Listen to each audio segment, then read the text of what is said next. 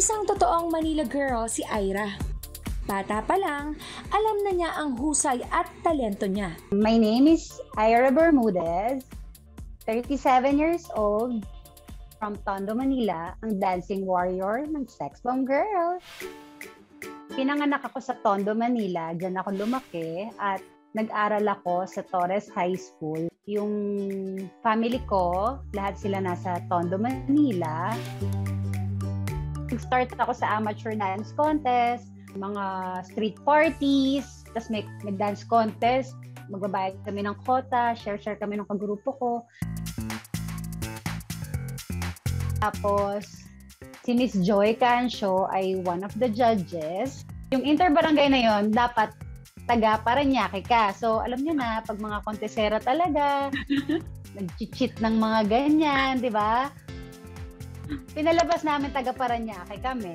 Pero, tumira naman kami sa barangay hall sa Parañaque. Pero hindi pa alam ni Ira kung ano nga ba ang sex bomb.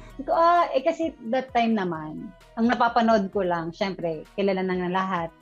Maneuvers, street boys, mga abstract dancers. Yan yung mga kilala namin dati. Tapos ayun, sabi niya, punta ka sa studio, bigyan ka ng calling card. Pag may isang bagong sex bomb na pumasok na trainee, magpapahinga yung isa. Gets mo? So, 4 lang lagi ang sasalang para dun sa meron o wala.